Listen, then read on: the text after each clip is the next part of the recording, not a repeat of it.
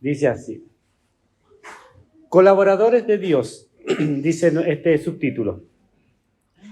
De manera que yo, hermanos, no pude hablaros como a espirituales, sino como a carnales, como a niños en Cristo. Os di a beber leche y no vianda, porque aún no erais capaces, ni sois capaces todavía.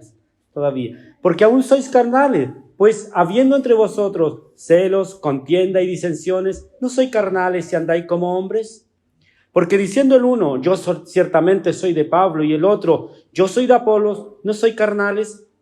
¿Qué pues es Pablo y qué es Apolo? Servidores por medio de los cuales habéis creído, y eso según lo que a cada uno concedió el Señor. Amén. Señor, te doy las gracias, te ruego tu dirección, Dios amado, en el nombre de Jesús. Amén. Amén. Estamos, hermanos, en la serie del libro de Primera de Corintios, ya, problemas en la iglesia de Corinto, y este mensaje se llama viviendo carnalmente. Si ustedes han leído Primera de Corintios del 1 al 3, se dan cuenta que el tema versa en lo mismo. Son los 3 capítulos que están hablando del mismo problema de la iglesia de Corinto, ¿ya? Y hablaba el apóstol Pablo de que había divisiones en la iglesia, de que tenían predilección los hermanos por ciertos predicadores, ¿cierto? De que había mucha sabiduría en la iglesia, pero no sabiduría según Dios, ¿cierto? Y que había, además, hermano, esto de vivir en la carne, Y sabe, cuando uno llega a la iglesia, cree que los hermanos son todos santos, ¿cierto? Uno llega a la iglesia y los ve ahí cantando con su himnario y parece que ya van a subir a la gloria. Dice aquí, son todos santos y yo, pecador, no puedo estar entre estos santos. Así piensa uno cuando recién llega a la iglesia. Y en el mundo, hermano, no tenía temor de nada, pero entra a una iglesia y como que le entra un recogimiento, ¿cierto? Cuando entra por primera vez, me refiero yo. Hermanos, sí. Ojalá fuera así, que cada uno de los que están adentro estén listos para irse a la gloria, ¿cierto? Pero la verdad, hermano, es que muchos de los que están en la iglesia están viviendo una vida desordenada en la presencia del Señor. La salvación e irse a la gloria, como lo que acabo de decir, depende de Dios, pero de nosotros depende vivir a Cristo. De nosotros depende vivir a Cristo.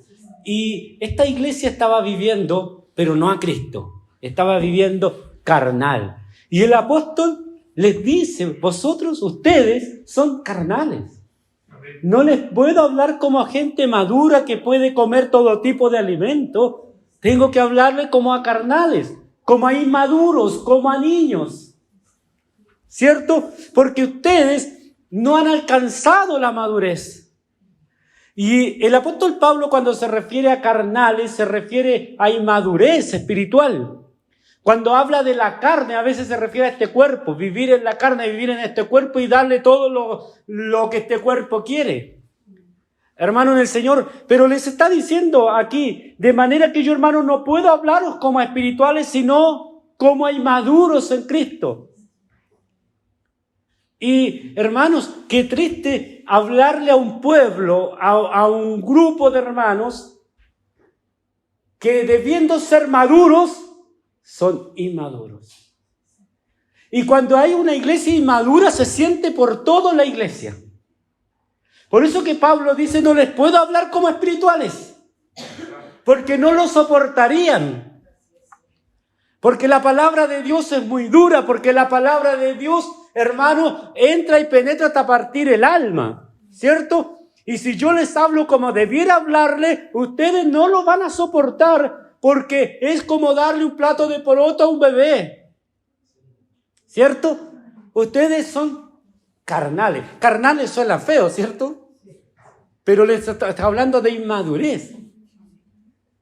Pero yo recuerdo cuando yo llegué a la iglesia hace algunos años atrás, ya cerca de 40 años, estaba sacando la cuenta, hermano, y usted entraba a la iglesia y había un hermano que se portaba mal y le decían al hermano carnal.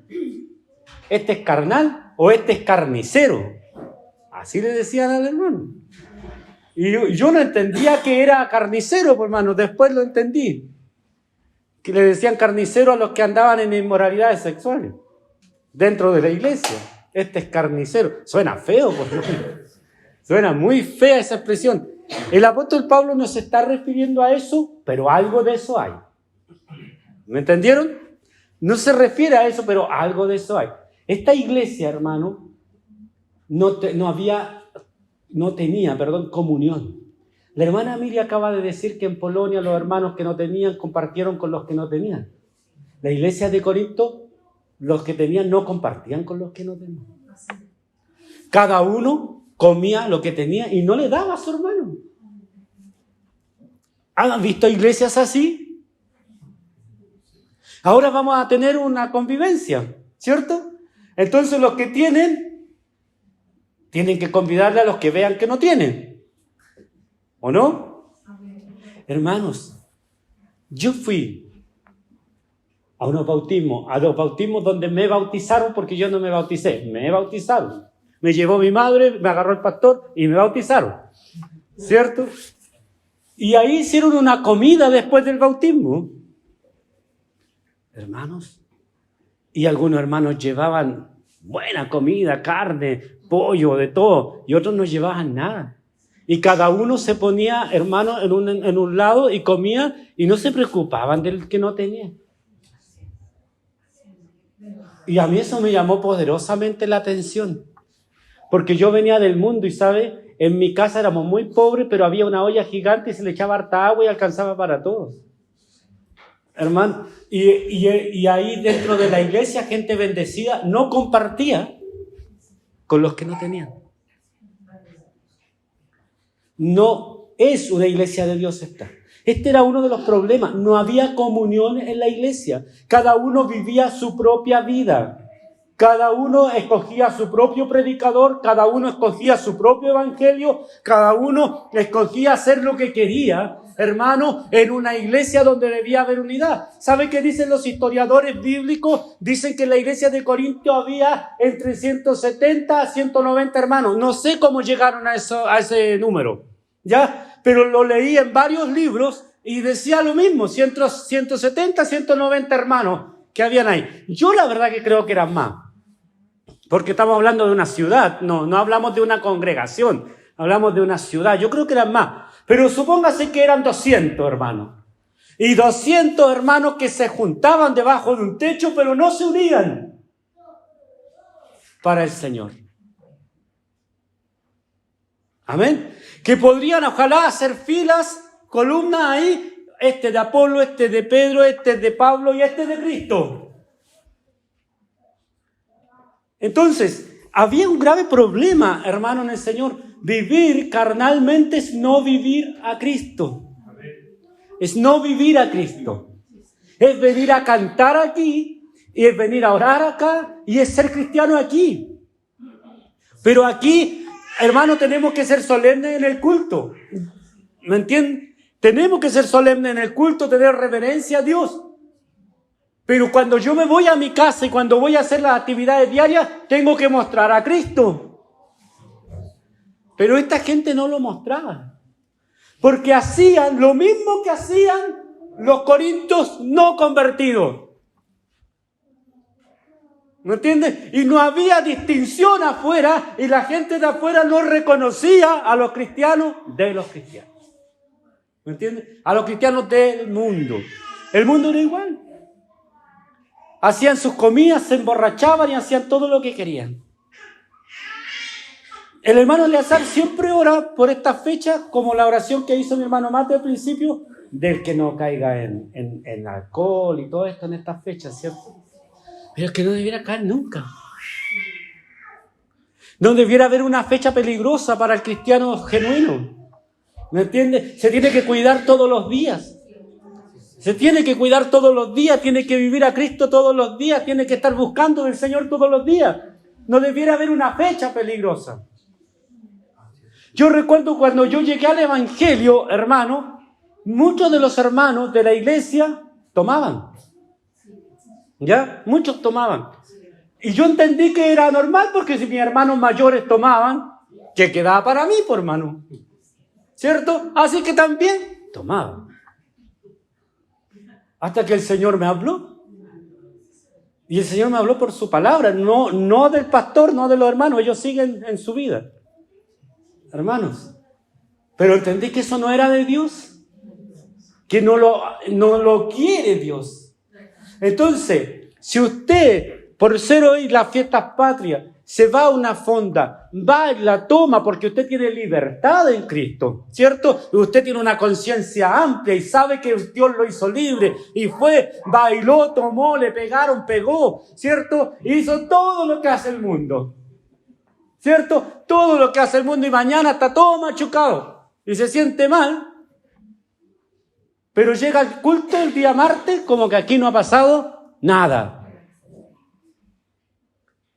Eso es repudiable a los ojos de Dios. Pero les quiero decir, amado hermano, escúchenme bien lo que voy a decir porque es difícil para mí decirlo. Es posible que esa persona sea un hijo de Dios. Porque el apóstol Pablo le está hablando a este tipo de personas y no le dice que no son hijos de Dios, le dice que son carnales. ¿Se dieron cuenta? Entonces, ¿sabe qué me enseñó primero esta palabra a mí? A no juzgar. Porque lo primero que uno dice, este nunca ha conocido a Cristo, ¿cierto? Este cochino nunca ha conocido a Cristo. Pero es posible que sea un hombre que conoció a Cristo y esté viviendo carnalmente. El problema que tiene ese hombre o esa mujer encima es que Dios va a poner su mano. Porque Dios al hijo que ama, reprende, disciplina, castiga. ¿Cierto? Va a poner su mano. Y el apóstol más adelante les va a hablar de esto, de que Dios pone su mano sobre estas personas. ¿Cierto? De que en el mundo son mundanos y en la iglesia son cristianos, pero una vez conocieron al Señor.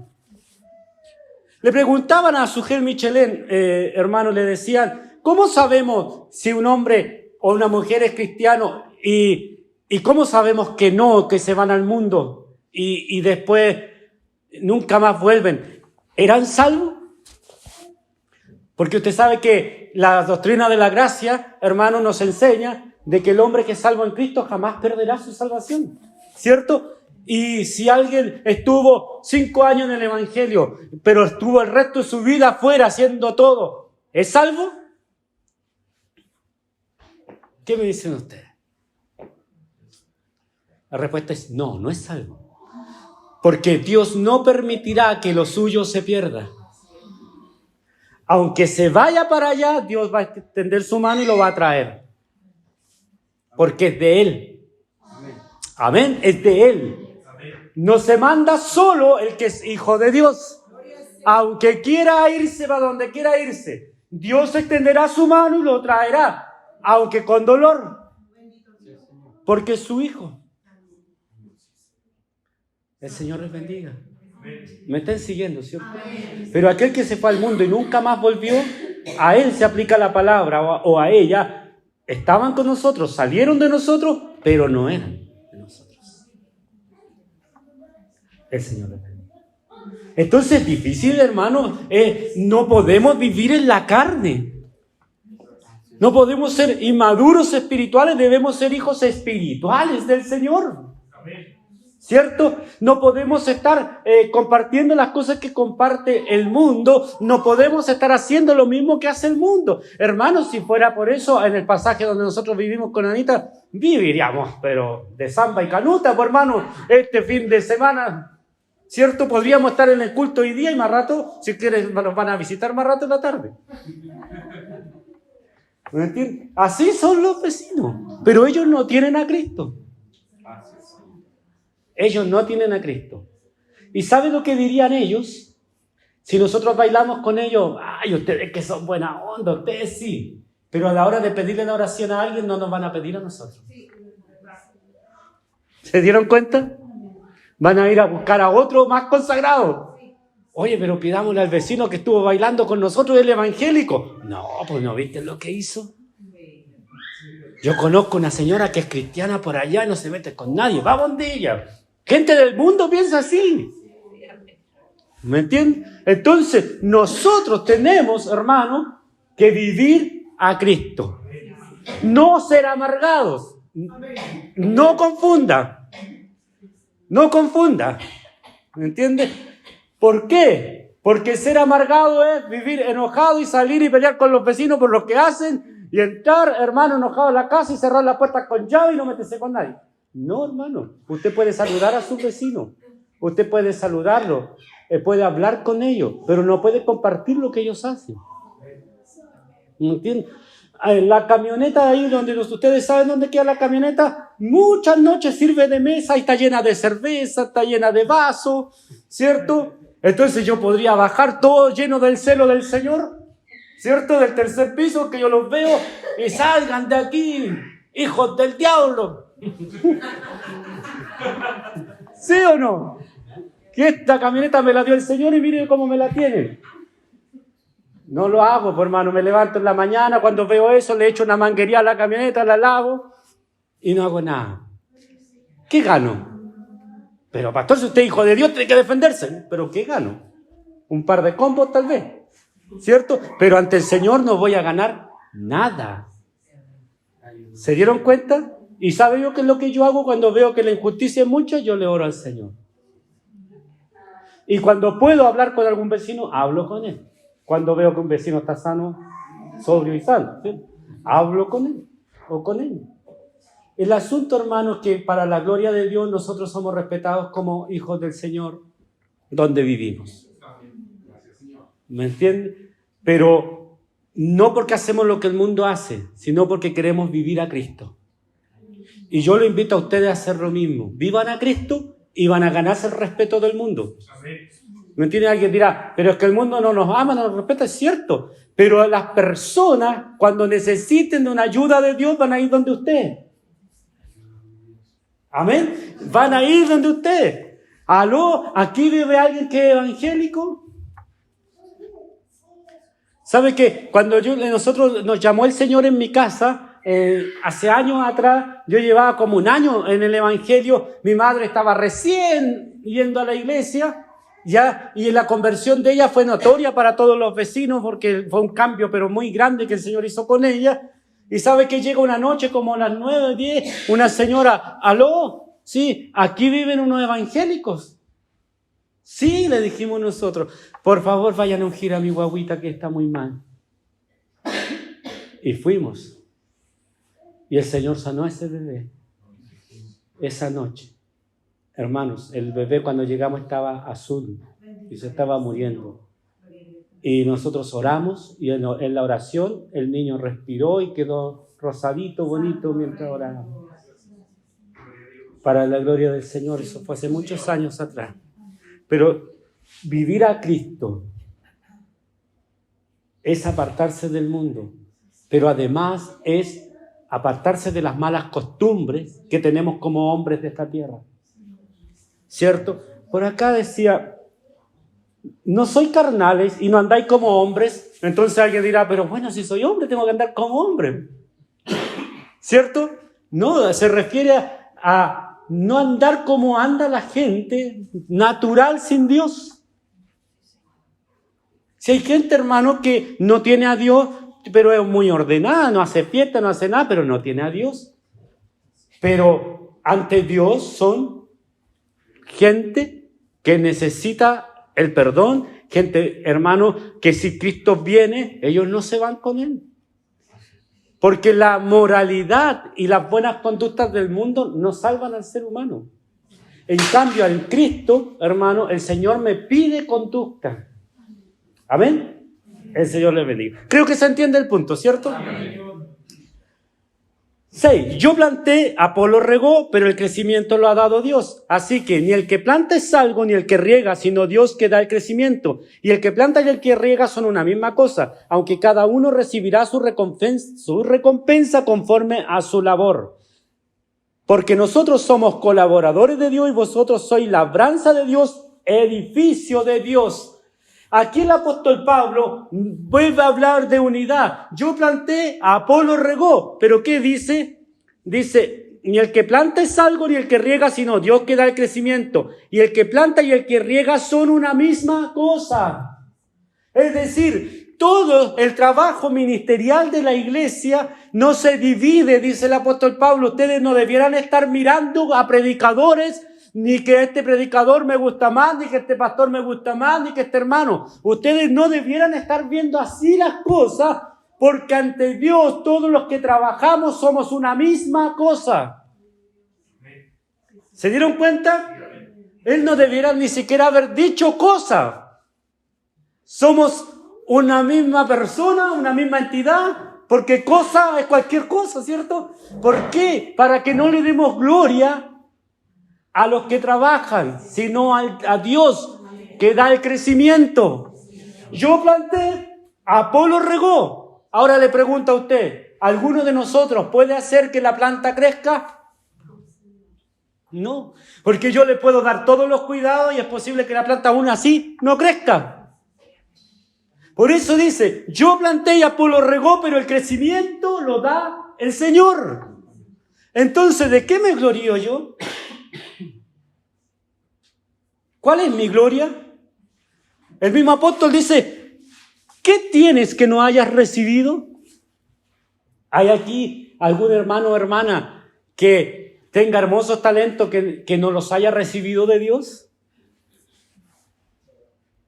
Por eso pregunta el apóstol más adelante, ¿qué tienes que no hayas recibido? Ah, Señor, pero es que tú das 21 dones y yo tengo unos dones que yo me traje, que son míos. Y los pongo a tu servicio, Señor. Mire qué bueno. ¿Puede ser? No, por hermano.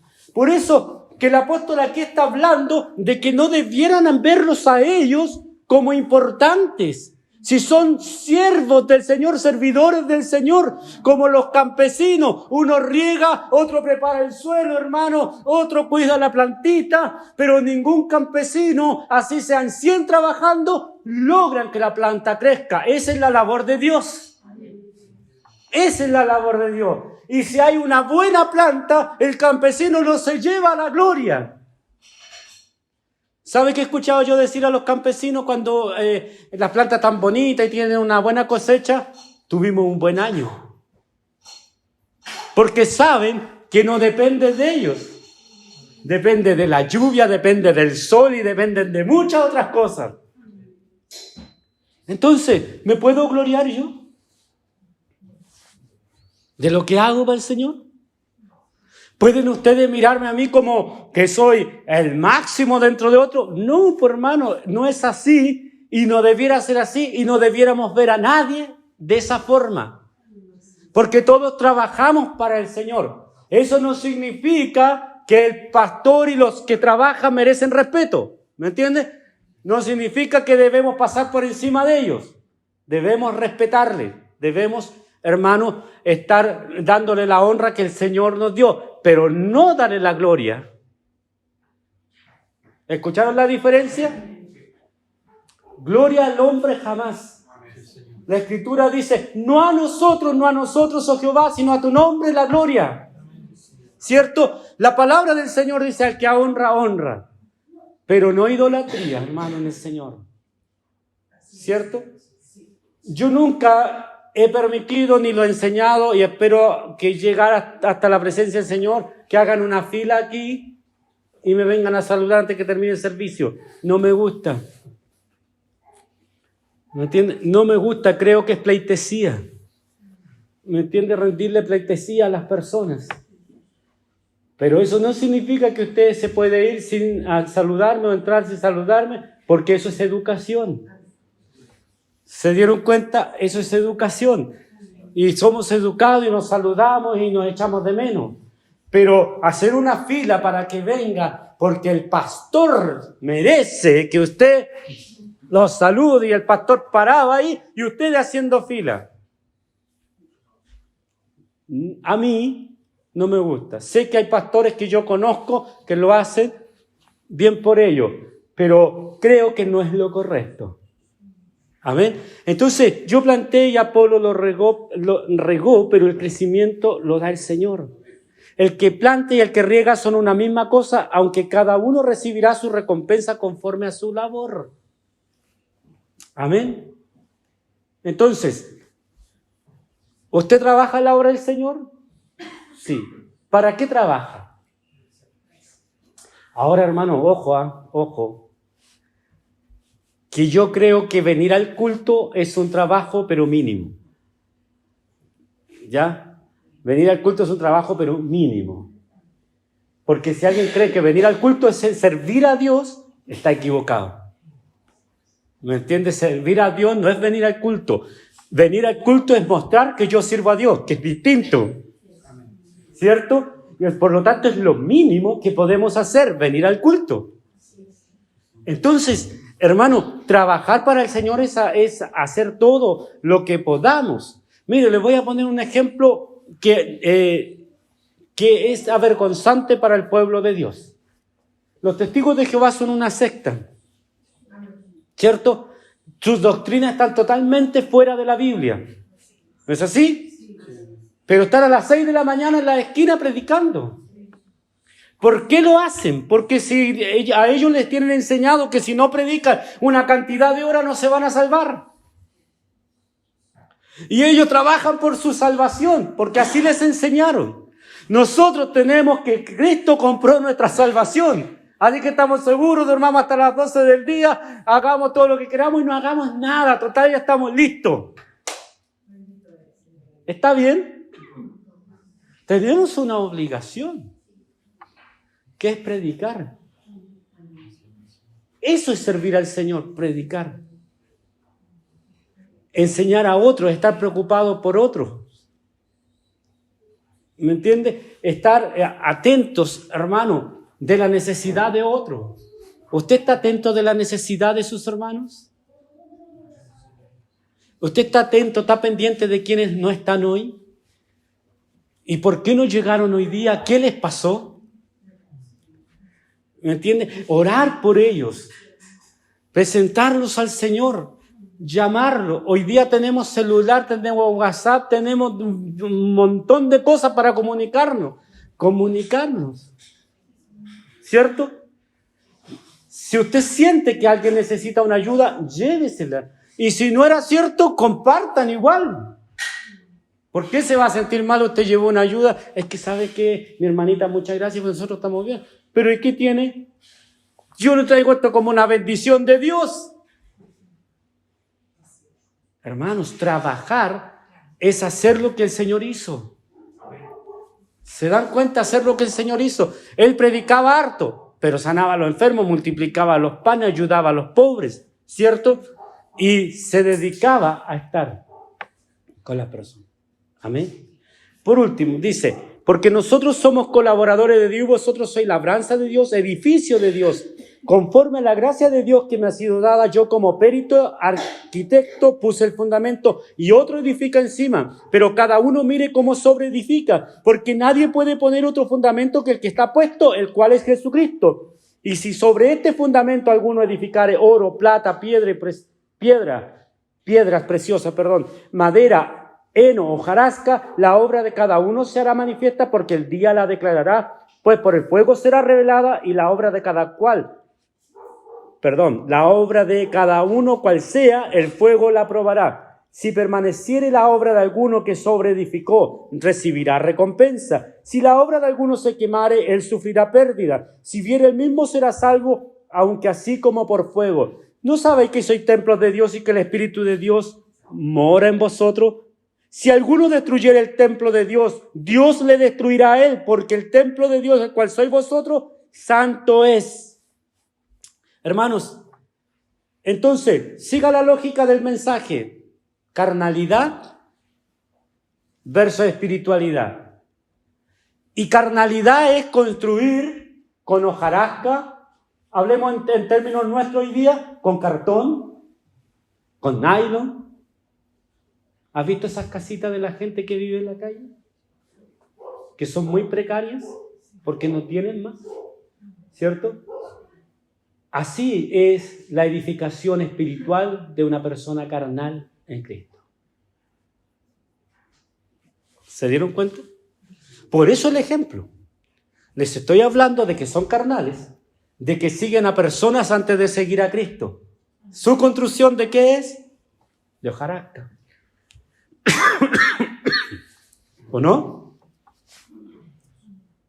Ahora usted use toda esta palabra y haga una pesa, un parámetro. Pésese. No me diga nada, pésese. Usted se conoce muy bien.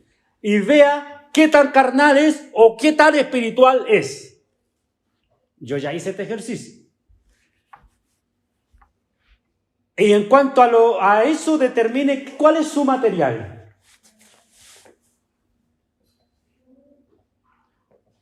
¿Hay alguno que ha construido en madera? No en hojarasca, no en nylon, no en cartón, no en diario. ¿En madera? ¿O en OSB? OSB, si lo pone con unos palitos, se ve bonito. ¿Sí o no? ¿Ustedes vieron a esa gente que le dieron esas mediaguas de OSB, hermano, en el sur, y vino el primer viento y se las llevó todo?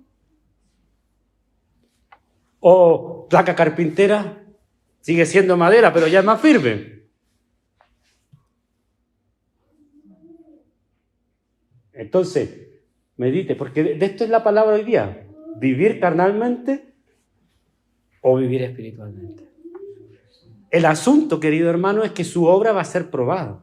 Entonces, ojo con esto. No es que nosotros vamos a ir a un tribunal, hermano, y nos van a pesar allá en el tribunal. Eso no va a ser así. No va a llegar mi hermano Javier allá y lo van a subir a una pesa, ¿cierto? Y al otro lado de la pesa, en la balanza va a estar Cristo. Y tiene que pesar igual que Cristo. Ninguno va a pesar igual que Cristo, hermano. Ninguno.